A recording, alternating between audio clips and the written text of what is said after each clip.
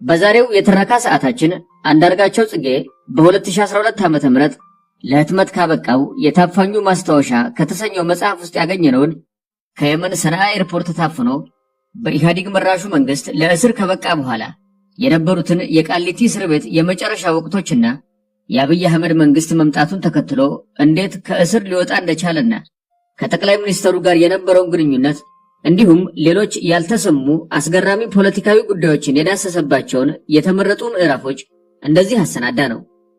ወሩ ግንቦት 2014 ዓ.ም እንደ ፈረንጆቹ አቆጣጠር በወቅቱ ለንደን ነበርኩ። ከአንድ ወር በኋላ በሰኔ ወር ላይ ወደ ኤርትራ መጓዝ ነበረብኝ። ሌሎችም 3 የግንቦት 7 ንቅናቄ የሥራ አስፈጻሚ ኮሚቴ አባላት በሰኔ ወር ለሥራ ኤርትራ መገኘት ነበረባቸው። የኔንና የሶስቱን የሥራ አስፈጻሚ አባላት የአየር ትኬት መግዛት የኔ ኃላፊነት ሆነ። ቲኬቱ ከዱባይ ኤርትራ የሚወስደን ነው። የምገዛው ዱባይ ከሚገኘው የኤርትራ አየር መንገድ ቢሮ ነበር። ለንደን ላይ ሆኜ ዱባይ ለሚገኘው የኤርትራ አየር መንገድ ስልክ ደወልኩ። በመልኩና በድምፁ የማውቀው ህንዳዊ ምን ልርዳዎት በማለት የስልክ ጥሪ መለሰ። ለ4 ተጓዦች ከዱባይ አስመራ ደርሶ መልስ ትኬት አስቀድመህ እንድትይዝልኝ እፈልጋለሁ። ከ2 ሳምንት በኋላ ቢሮ መጥቼ ክፍያውን እፈጽማለሁ አልኩት። ደንበኛቸው መሆኔንና ስሜንም ጨምሬ ነገርኩት።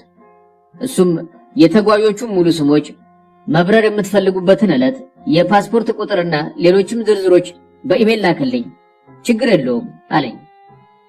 የኢሜል አድራሻውንም እኔ በሰጠሁት የኢሜል አድራሻ ወዲያውኑ ላከልኝ። የተከፈተው ላፕቶፕ ኮምፒውተሬ ላይ የኢሜል አድራሻውን አየሁት። አመሰግናለሁ ብዬ ስልኩን ዘጋው። የአራታችንን ስምና ሌሎችንም ተያያዥነት የነበራቸው መረጃዎች ለጉዞ ወኪሉ ወዲያውኑ ላኩለት። የኤርትራ ጉዞ ከ3ቱ ቀደም ይላል። 3ቱ ከዱባይ የሚነሱት ከኔ ትንሽ ቀናት ዘግይቶ ስለነበር ሐምሌ ሰኔ 12 2006 ዓ.ም ከለንደን ወደ ዱባይ በረርኩ። የመጀመሪያ ስራዬ ወደ ኤርትራ አየር መንገድ መሄድ ሆነ። እንዲይዙልኝ የጠየኳቸውን ትኬቶች ዋጋ መክፈል ነበረብኝና ጉዞ ወኪሉ ቢሮ ያልጠበኩት ነገር ገጠመኝ። በኢሜል መልእክቴ የኔን ከዱባይ ወደ አስመራ የመብረሪያ ቀን አሳስቼ ልኬው ነበር። የተቀሩት ጓዶቼ ትኬቶች በአግባቡ ተዘጋጅቷል። ለኔ የተዘጋጀው ትኬት ወደ አስመራ ለመሄድ በፈለኩበት ቀን አልነበረም። ከአንድ ወር በኋላ ለሚደረግ ጉዞ የተዘጋጀ ነበር። ጥፋቱ የኔ ነው። የአየር መንገዱ ሰራተኛ የላኩለትን ኢሜል እዛው አሳይቶ አሳምኖኛል። ጥፋቴን አምኜ ትኬቱን ወደ አስመራ ለመሄድ በምፈልግበት ቀን እንዲቀይርልኝ ጠየቅኩት። መቀየር አልተቻለም። የአውሮፕላኑ መቀመጫዎች በሙሉ ተይዘዋል። 400 የአሜሪካን ዶላር የሚጨምር ከሆነ በአንደኛ ደረጃ ለመብረር ቦታ እንዳለ ነገረኝ። ለኤርትራ ጉዞ አዲስ አልነበርኩም። ብዙ ጊዜ ተመላልሻለሁ። ግንቦት 7 ወያኔን በመሳሪያ ጭምር መታገል አለብን ብሎ ከወሰነ ቆይቷል። ኤርትራ ይህን የግንቦት 7 ውሳኔ በተግባር ለመፈጸም የምታስችል ብቸኛዋ ሀገር መሆኗን ተገንዝቧል። ኢትዮጵያን በድንበር ከሚዋሰኑ ሀገሮች መሃል ያንዳቸው ድጋፍ ለትጥቅ ትግሉ የግድ አስፈላጊ ነበር። የድጋፉ አይነት የአደባባይ ምስጢር ነው። ታጋዮቹን የማሰልጠኛ አምባ፣ የስንቅና የትጥቅ ድጋፍ አስፈላጊ ነው። የኤርትራ መንግስት ይህንን ድጋፍ እንደሚያደርግልን ግልጽ ሆኗል። በግሌ ለምን የኤርትራ መንግስት ይህንን ድጋፍ ለማድረግ ፈቃደኛ ሆነ በሚለው ጥያቄ ላይ ብዙ አልቆዘምኩም። ለማኝ ለጋሹን አይመርጥም። የተለያዩ መንግስታት ለኢትዮጵያ ባላቸው ጠላትነት እንደኛ አይነቱን ለሀገር ተቆርቋሪ ድርጅት ለመደገፍ ፈቃደኛ አይደሉም። ኢትዮጵያ ወዳጅ ባጣችበት በዚህ የጨለማ ዘመን ድጋፍ ሊያደርግልን የፈቀደ የኤርትራ መንግስት ብቻ ነው። ብዙዎች ይህ ድጋፍ ሻዕቢያ ወያኔን በመጥላት የሚያደርገው ነው፣ ኢትዮጵያን ለመጥቀም አይደለም ይላሉ። ሌሎች ደግሞ የኤርትራን መንግስት ድጋፍ በጸጋ ተቀብሎ ወያኔን ለመዋጋት ልንጠቀምበት ይገባል ይሉ ነበር። እኔ የኋለኞቹን ሐሳብ ብቻ መጋራ ነበርኩ። ነገር ግን ከዛም በላይ የሚሻገር እምነት ነበረኝ። በዓለም ላይ እንደ ኤርትራ ከኢትዮጵያ ጋር በቋሚ ጥቅም መተሳሰር የሚችል ሌላ ሀገር አይገኝም ባይ ነኝ። በሁለቱ ሀገሮች መካከል የተፈጠረው ቅራኔ ጊዜያዊ እንጂ ቋሚ እንደማይሆን ጽኑ እምነት ነበረኝ። ወደ ኤርትራ በተመላለስኩባቸው ወቅቶች አንድም ቀን ከጉዞ ጋር የተያያዘ ችግር ገጥሞኝ አያውቅም። ብዙ ጊዜ የኤርትራ አየር መንገድ አውሮፕላን ክፍት መቀመጫ አያጣም። አንድ ቀን ቢታጣ በማግስቱ ይገኛል። ይህ ሀቅ $400 ጭማሪ ከመክፈል በማግስቱ እድሌን እንድሞክር ገፋፋኝ። የጉዞ ወኪሉ $400 ጭማሪ መክፈል እንደከበደኝ ተመለከተ። እንደተለመደው አንድ ተሳፋሪ መቅረቱ አይቀርም፣ ነገር ሞከር አለኝ። የጉዞ ወኪሉ ቃል አበረታታኝ። በኪሴ ለሥራ ከያዝኩት $4000 የድርጅት ገንዘብ 400ን ቀንሶ አንደኛ ደረጃ ትኬት መግዛት አቅቶኝ አይደለም። የኔ የሥራ እንቅስቃሴ ምስጢር የበዛበትና በአመኔታ የሚሰራ ስለነበር እንኳን $400 ሌላም ከፍ ያለ ገንዘብ ባጠፋ ከህሊናዬ በስተቀር ጠያቂ አልነበረኝም። ህሊናዬ ግን የድርጅት ገንዘብ ማባከን መስሎ ተሰማው። ዱባይ ላይም ሌላ ያልጨረስኩት ሥራ ነበረኝ። የሶስቱን ተጓዦች የትኬት ሂሳብ ብቻ ከፈልኩ። ነገም መለሳለሁ ብዬ የጉዞ ወኪሉን ተሰናበትኩ። በነጋታው ወደ ጉዞ ወኪሉ ቢሮ ተመለስኩ። ወኪሉ አልቀናውም። አሁንም የኢኮኖሚ ደረጃ ትኬት አልተገኘም። ከብዙ ማመንታት በኋላ እንደፈረደብኝ ያንኑ የአንደኛ ደረጃ ትኬት ለመግዛት ወሰንኩ። እሱም ተሽጦ ጠበቀኝ። የሚቀጥሉት ቀናት በረራዎቹ በሙሉ ምንም ክፍት ቦታ የላቸውም። የሶስቱ የሥራ አስፈጻሚዎች ወደ ኤርትራ የመምጫ ጊዜ በጣም ተቃርቧል። እነሱ የሚመጡት ለጥቂት ቀናት ነው። የተጣበበ ፕሮግራም ነበራቸው። ከነሱ ቀደም ብዬ በመሄድ በቅድመ ዝግጅትነት መሰራት የሚገባቸው አጣዳፊ ስራዎች ነበሩብኝ። ሌላ አማራጭ መጓጓዣ ለመፈለግ ተገደድኩ። በወቅቱ ወደ ኤርትራ የሚበሩ አየር መንገዶች የግብፅና የየመን አየር መንገዶች ብቻ ነበሩ። የግብፅ አየር መንገድ ካይሮ ላይ ብዙ ሰዓት ቆይቶ አስመራ የሚገባው ሲነጋጋ ነው። በዚህ አየር መንገድ መጓዝ አንድ ሙሉ ቀን የሚያባክንብኝ ሆነ። በዚህ ላይም በግብፅ አየር መንገድ ተጉዤ በውድቅት አስመራ በገባው ቁጥር ብለናይና ቤተሰቡን ከእንቅልፋቸው መቀስቀስ የሚከብደኝ ጉዳይ ሆኗል። ብለናይ የሻዕቢያ ታጋይ ነው። በእድሜ ገፋ፣ በትግሉ ወቅት ግራግሩን በጥይት ተመቶ የሚያነክስ የብዙ ልጆች አባት አረጋዊ ነው። አየር ማረፊያ እየመጣ እንዲቀበለኝ የተመደበልኝ ሰው ነበር። የየመን አየር መንገድ ግን የሚገባው ከምሽቱ 2 ሰዓት ስለነበር አንድ ቀን ያድንልኛል። ብለናይም አላስቸገረኝም። የደህንነት አደጋ እንዳለው ውቃቤ እየነገረኝ የየመን አውሮፕላንን መረጥኩኝ። ከዚያ ቀደም አንድ ጊዜ ተጉዤበታለሁ። ይሄ ተሞክሮዬ የመን አየር መንገድን እንድመርጥ አደፋፍሮኛል። ሰኔና ሰኞ የየመን አየር መንገድ ትኬት ከቆረጥኩ በኋላ ነገሩ አላመራለኝ። በየመን በኩል ለማለፍ መወሰኔ ምቾት አልሰጠኝም። ሰውነቴን ቀፈፈው። በዚህ ምክንያት ነበር ለየማነ ገብረአብ ለፕሬዝዳንት ኢሳያስ የፖለቲካ አማካሪ ስልክ የደወልኩት። የኤርትራ አየር መንገድ ክፍት ቦታ እንደሌለውና ጉዞዬን በየመን በኩል ለማድረግ እንደተገደድኩ ነገርኩት። የየማነ ምላሽ እንዴት ሆኖ ፓስፖርት ላይ የተጻፈውን ስምህን የእንግሊዘኛ ፊደሎችን አንብብልኝ ሆነ። ይህን ስሰማ በትዕዛዝ የኤርትራ አየር መንገድ ቦታ እንዲያገኝልኝ ለማድረግ እንደወሰነ ገባኝ። የደወልኩት በየመን በኩል መጓዝ አደጋ ይኖረው እንደሆነ ልጠይቅህ ነው። ትንሽ ስላሳሰበኝ ነው። ችግር ይኖረዋል ካልክ የገዛሁትን ትኬት እሰርዘዋለሁ አልኩት። እሱም ትንሽ አሰብ አደረገና ችግር የሚኖረው አይመስለኝም አለኝ። እንደሱ ከሆነ ለማንኛውም ከሰንዓ አየር ማረፊያ እስክለቅ ድረስ አብሮ የሚቆየኝ የኤርትራ ኤምባሲ ሰው ኤርፖርት እንዲያገኘኝ አድርግልኝ አልኩት። ስልኩን ከዘጋው ከደቂቃ በኋላ የማነ ደወለ። የየማነ አምባሳደር ኤርፖርት እንደሚመጣና ከሰንዓ እስከምወጣ ከኔ ጋር እንደሚቆይ ነገረኝ። ከጥቂት ሰዓታት በኋላ አልማክቱም ዱባይ ዓለም አቀፍ አየር ማረፊያ ደረስኩ። በየመን አየር መንገድ ደንበኞች ማስተናገጃ ስፍራ የተሰበሰበው አበሻ ብቻ ነበር። የኢትዮጵያ አበሻ፣ የኤርትራ አበሻ። አብዛኛው ተሳፋሪ የደላው እንዳልሆነ ከፊቱ ያስታውቃል። ትንሽ ገንዘብ ለማዳን በአንዲት ጠባብ ክፍል እስከ 10 ሆነው የሚያድሩ፣ ለምግብ ገንዘብ እንዳያወጡ ከየሀገራቸው በሶ ይዘው መጥተው እየበጠበጡ የዱባይ ቆይታቸውን የሚያሳልፉ፣ በሳንቲሞች የረከሰ ሸቀጥ ፍለጋ በዱባይ ፀሐይ ከሱቅ ሱቅ ሲንከራተቱ የከረሙ የደሃ ነጋዴዎች ፊት ይታየኛል። የአብዛኞቹ ተሳፋሪዎች አይን አየር መንገዱ ከፈቀደላቸው የጭነት መጠን በላይ የገዙትን የሸቀጥ ሸክም የሚያግዛቸው ሰው ፍለጋ ይንከራተታል። ቁና ትንፋሻቸው ደረታቸውን ይንጠዋል።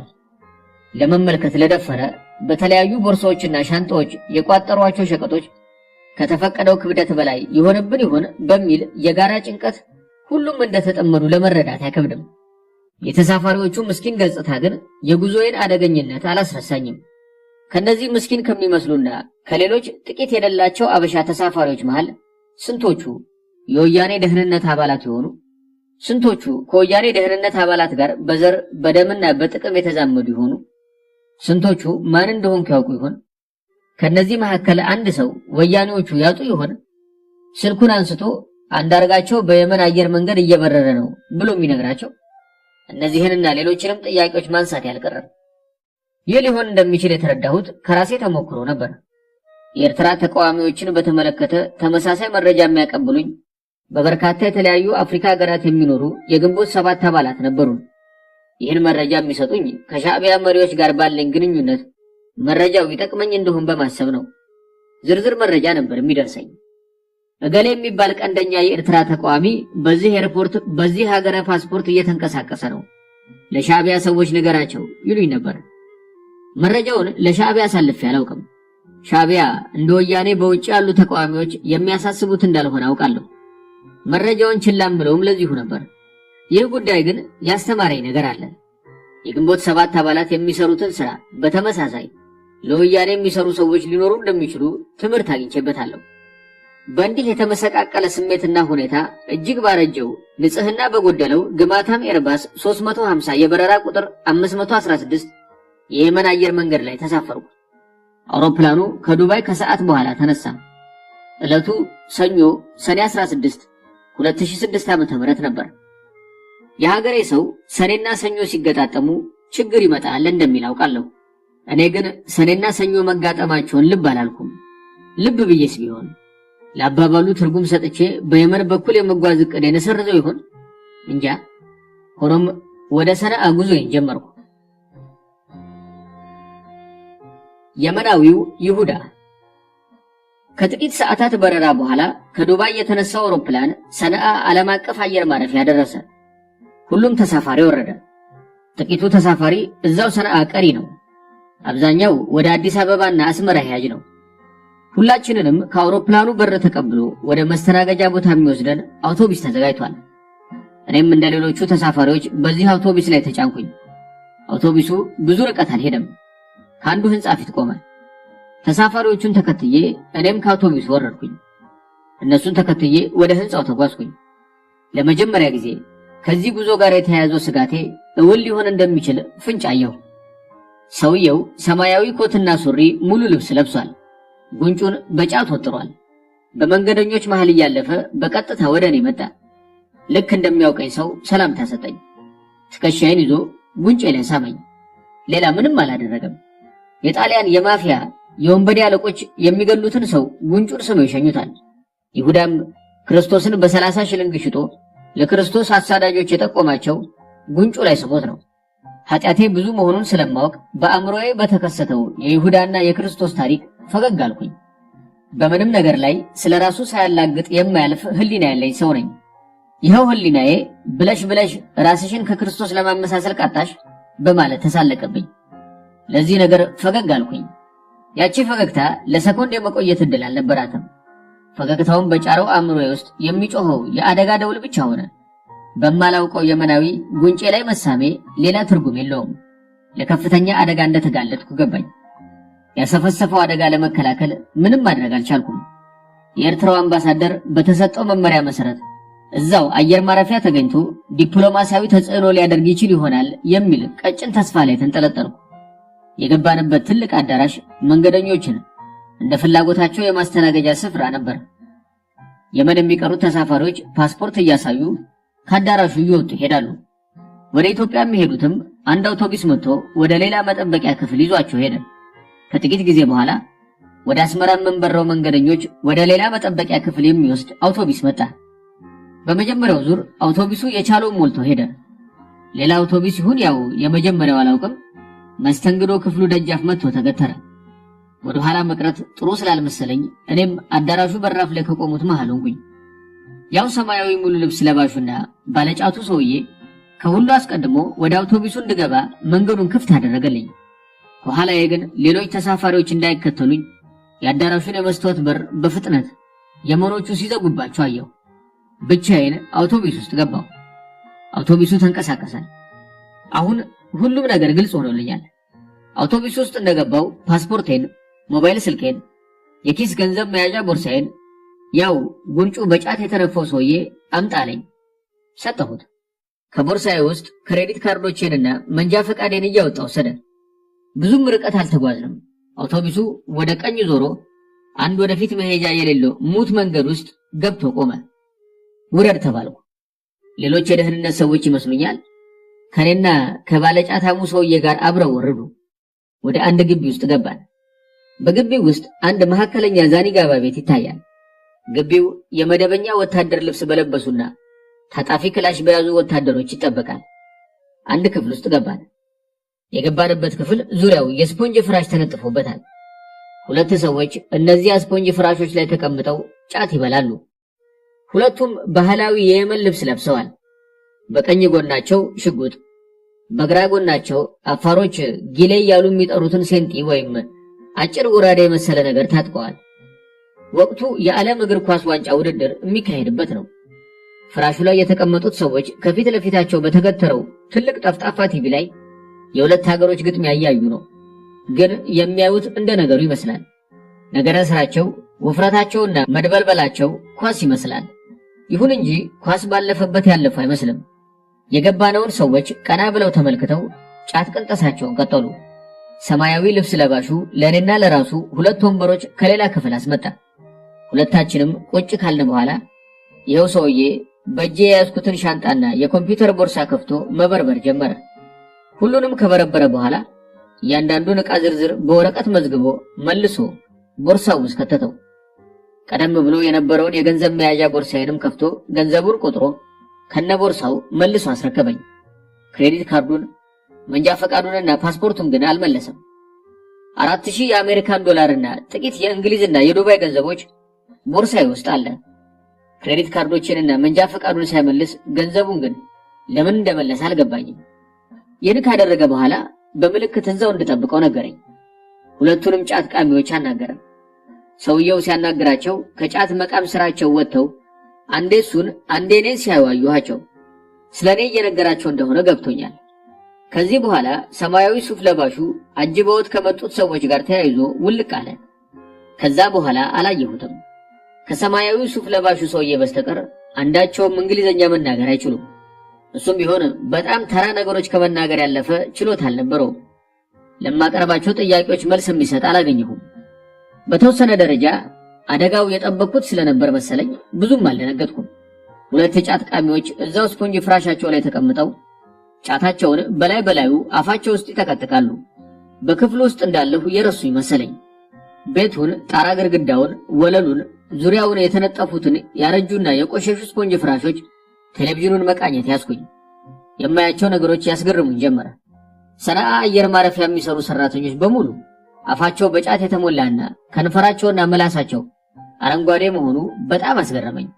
አብረውኝ የመጡት ሰዎች ፍራሽ ላይ ተቀምጠው ጫት ለሚበሉት ሰዎች አስረክበውኝ ከሄዱ ሰዓታት አልፈዋል። ቲቪ ላይ ይታይ የነበረው አንድ የእግር ኳስ ግጥሚያ አብቅቶ ሌላ ግጥሚያ ጀምሯል። የጨዋታው ትንተና የሚተላለፈው በአረብኛ ቢሆንም አንዱ ተጋጣሚ ብራዚል እንደሆነ በተጫዋቾቹ ማሊያ መለየት ችያለሁ። የኳስ ነገር አይሆንልኝምና ይህን የብራዚልንና የሌላ አንድ አገር ግጥሚያ በጥሞና መመልከት ጀመርኩኝ። የእግር ኳስ ጨዋታው እንደተጀመረ የሁለቱ ሰዎች ራት መጣ። እንደ ኳስ ጠቅልለው ጉንጫቸው ውስጥ ያስቀመጡትን አንዳች የሚያክል የጫት ኳስ በጣታቸው እያወጡ በፕላስቲክ ኪሶች ውስጥ አስቀመጡት። እጃቸውን እዛው ቁጭ ባሉበት በጣሳ ተቀምጦ በነበረ ውሃ አበስ አበስ አደረጉት።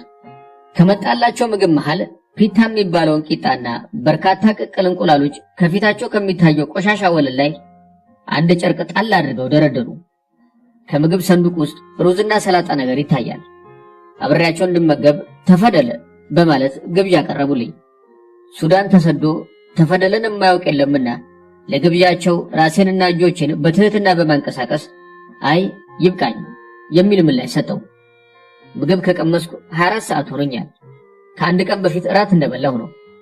እንደዛ ጣታቸውን አፋቸው ውስጥ እየጨመሩ ጫት ሲያወጡ ካየኋቸው ሰዎች ጋር ጣቴን አንድ ሳህን ውስጥ እየጨመርኩ መብላት ፈጽሞ የማይታሰብ ነው።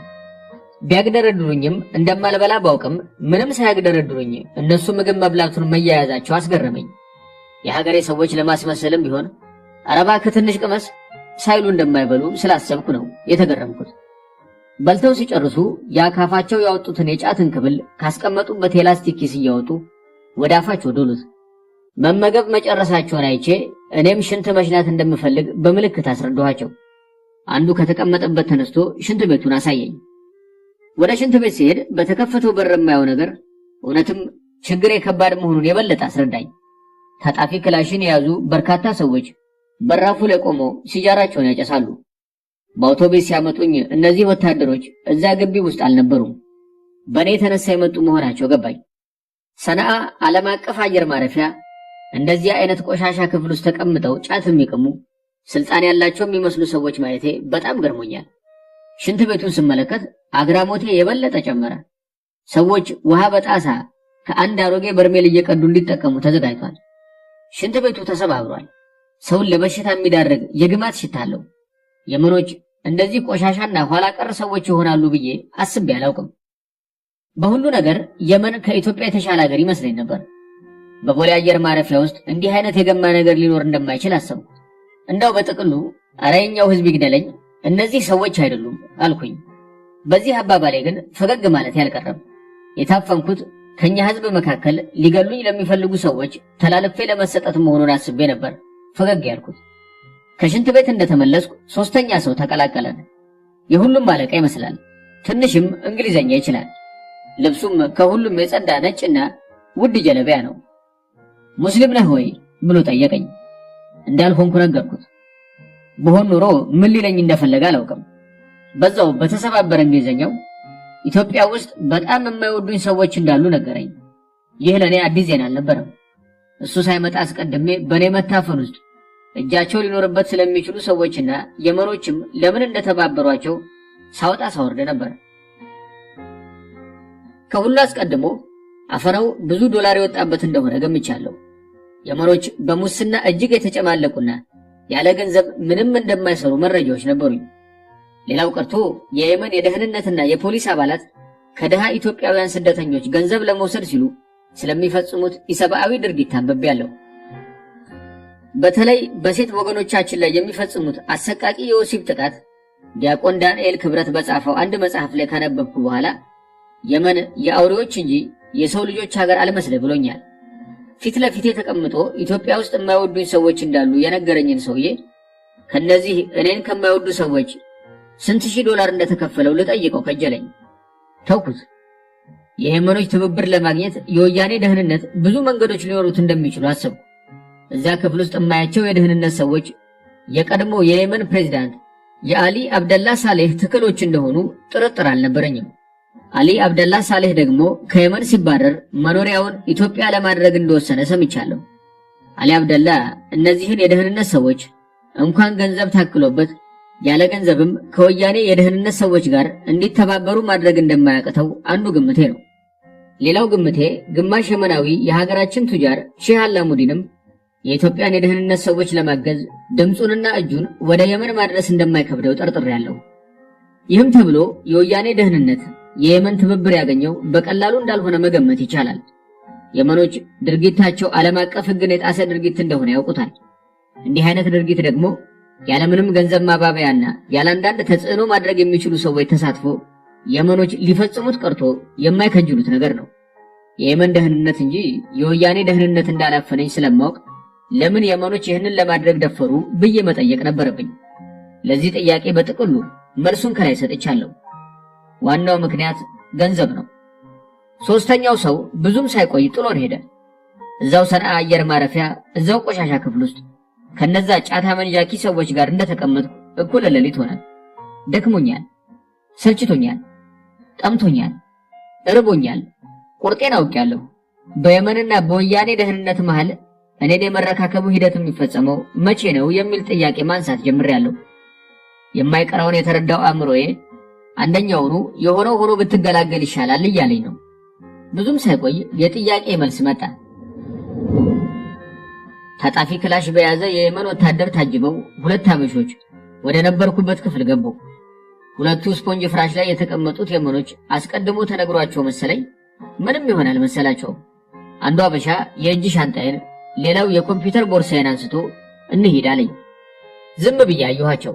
አብሯቸው የመጣው የየመን ወታደር በአይኑና በመሳሪያው አፈጠጠብኝ። ብድግ አልኩ። አንዱ ከፊቴ ሌላው ከኋላ የሆነው ከዛች የገማች ክፍል ወጣን። ቅጥር ግቢ ውስጥ ሁለት ተጨማሪ አበሾችና በርካታ መሳሪያ የታጠቁ የየመን ወታደሮች አየሁ። ቤቱ ደጃፍ ላይ ቆማ ወደ ነበረች ዋዝ የወታደር ጂፕ መኪና ላይ እንደወጣ አንድ ከዚህ ቀደም ያየሁትና የማውቀው የመሰለኝ ወያኔ አዘዘኝ። የመጨረሻ መንፈራገጥ መሆኑ ነው። መኪና ላይ አልወጣም አልኩኝ። እኔን ጂፕ ላይ ለመጫን ሶስቱ አበሾች ትግል ተያያዙኝ። አራተኛው ቀይና በጣም ወጣት የሆነው ባልደረባቸው የተጨነቀ ይመስላል። ሽጉጥ የያዘውን እጁን ወደ ሰማይ ዘርግቶ ፈንጠር ብሎ ቆሟል። ሶስት ሆነው ቢገፉኝም ንቅንቅ ማድረግ አልቻሉም። በተለይ የጂፑን በር መግቢያ በሁለት እጆቼ ይዤ ያስቸገርኳቸው። ከየመን ወታደሮች አንዱ በታጣፊ ክላሽ ከኋላ የጀርባ ይመታኝ። እንዲያም ሆኖ እጄን ከመኪናው በር መግቢያ አላነሳውም። በመጨረሻም አንደኛው የወያኔ ደህንነት እንደምንም ብሎ አንድ እጄን ከበሩ መግቢያ ላይ አላቆ ወደ ኋላ ጠመዘዘው። ክንዴና የእጅ መገናኛዬ ላይ አንድ ነገር ቀጭ አለ። ትልቅ ህመም ተሰማኝ። እጅ ሰጠው። ጂፕ ውስጥ ገባው። እጄ በካቴና ወደ ኋላ ታሰረ። ብራማ ቀለም ባለው ጠንካራ የሚያጣብቅ የዕቃ መሸከፊያ ፕላስተር ዓይኔና አፌ በየተራ ታሸጉ። የግብፅ የሞቱ ፈርዖኖች መሚ እንዳስመሰሉኝ እርግጠኛ ነኝ። አንድ ጆንያ ነገር በጭንቅላቴ አጥልቀው ፊቴን ሸፈኑት። መኪናው ተንቀሳቀሰ። ጨለማ ውስጥ ቆማ ወደምትጠብቀን ትንሽ አውሮፕላን ገሰገሰ። አውሮፕላኗ ትንሽ መሆኗን ያወቅኩት ወደ ውስጧ ለመግባት የተራመድኳቸው ደረጃዎች በጣም ጥቂት በመሆናቸው ነው። ምን አይነት አውሮፕላን? የማን አውሮፕላን? ማወቅ አልቻልኩም። አውሮፕላን ውስጥ በአስተናጋጅነት የምትሰራ ሴት ነበረች። ይህ ሀቅ የኢትዮጵያ አየር መንገድ የኪራይ አውሮፕላን ሊሆን ይችላል የሚል ግምት ላይ ያደረሰኝ። አብራሪዎቹ የውጭ ዜጎች መሆናቸውን ከሴትዮዋ ጋር በሚያደርጉት ንግግር ተረድቻለሁ። አውሮፕላኑ ለመብረር ፈቃድ ከአየር ማረፊያው ስላላገኘ ጥቂት ደቂቃዎች አለፉ። ውጥረት ነገር እንዳለ ተሰምቶኛል። በመጨረሻም ፈቃድ ተገኘ መሰለኝ። ሴትዮዋ ሌላ ነገር ሳይሉን ከዚህ እንውጣ ብላ ስትናገር ሰማኋት። የተናገረችው በአማርኛ ነው። አብራሪዎቹ በእንግሊዘኛ ሲያወሩ ስለሰማሁ አስተናጋጅ የመሰለችን ሴትዮ መልእክት ለማን እንደሆነ አልገባኝም። የሴትዮዋ አነጋገር ግን የወንጀል ሥራ እየተሰራ እንደሆነ የሚያመላክት ነገር ነበረው። የመንን በመሰለ በሙስና በበከተ ሀገር ውስጥ እንዲህ አይነቱ ተግባር ከፍተኛ የሀገሩ የመንግስት ባለስልጣናት ሳያውቁት ሊፈጸም ይችላል። እነዚህም እኔን ሊያፍኑ የመጡ የወያኔ ሰዎች አባሪዎች ትብብሩን እያደረጉ ያለው ከመንግስታቸው ዕውቅና ውጪ በገንዘብ ተገዝተው እንደሆነ መጠርጠር ያልቀረም። ትንሿ አውሮፕላን ተንደረደረች፣ አየር ላይ ተንሳፈፈች። አጠገቤ የተቀመጠው ከሁሉም የወያኔ ሰዎች ከበድ የሚለው ነው። ጆንያ የለበሰው ጭንቅላቴ ቀና እንዳይል በእጁ ወደ ታች እየተጫነኝ ነው። የኢትዮጵያ አየር መንገድ ሁልጊዜም ለመንገደኞቹ የሚያስተላልፈው መልካም በረራ የሚለው የመልካም ምኞት መግለጫ መልእክት ከፓይለቶቹ አልተላለፈም። ቢተላለፍም ለእኔ በረራው መልካም ስላልነበረ ትርጉም አይኖረውም። በረራው ተጀመረ። ታፍኜ የተጫንኩበት አውሮፕላን ፍጥነት የለውም። ትንሽ ስለሆነ ሞተሩም እንደዛው ትንሽ ነው። ከአውሮፕላኑ ድምፅ ሌላ የሚሰማ ነገር የለም። አጠገቤ የተቀመጠው ሰው እጁን ከጭንቅላቱ ላይ አላነሳም። እጁን ወደ ኋላ በካቴና ታስሮ አውሮፕላን ወንበር ላይ መቀመጥ አሳር ነው። ካቴናው የተቆለፈው እጆቼን በጣም ስበው ስለሆነ ትከሻና የእጅ መገጣጠሚያ የሚሰማኝን ህመም መግለጽ ይቸግረኛል። ለትከሻዬ እረፍት ለመስጠት እጆቼን ነቅነቅ ሳደርግ የካቴናው ብረት እጆቼን የበለጠ እየሰረሰረ ጣሬን ያበዛዋል። በእንዲህ አይነት ስቃይ ውስጥ ሌላ ነገር ማሰብ አይቻልም። ለማሰብ መሞከር ግን አልቀረም። ጀምር ያደረግኳቸውና ስቃዩ እንዲቋረጡ ያደረጋቸው ሐሳቦች ብዙ ናቸው። ልጆቼን አሰብኳቸው። ሁሉ ትልቅ ስለሆነች እንደ ሕፃናቱ አትጎዳም። እድሜዋና ጓደኞቿ ሊያጽናኗት ይችላሉ አልኩኝ። የዋህና ደግ ስለሆነች ደግሞ ፈራሁላት። እንባዋ በጉንጮቿ ላይ ሲወርድ አሰብኩትና ሐዘኗ ከበደኝ። ትናንሾቹ መንትያዎች 7 ዓመታቸው ነው። ግራ ሲገባቸው የሚይዙትና የሚጨብጡት ሲያጡ ታየኝ። የፈረደባት እናታቸው እነሱን ለማስረዳት ሲጨንቃትና እንባዋን መቆጣጠር ሲያቅታት አሰብኩኝ። በዚህ ሐሳብ ላይ ግን ብዙ መቆየት አልቻልኩም። የልጄ ስቃይ መልሶ ሌላ ነገር ማሰብ እንዳልችል ያደርገኛል። እንደገና በስቃዩ መሃል ሌላ ሐሳብ ብልጭ ብሎ ይጠፋል። የያዝኩት ኮምፒውተር ብዙ የድርጅት ጉዳዮች ይዟል።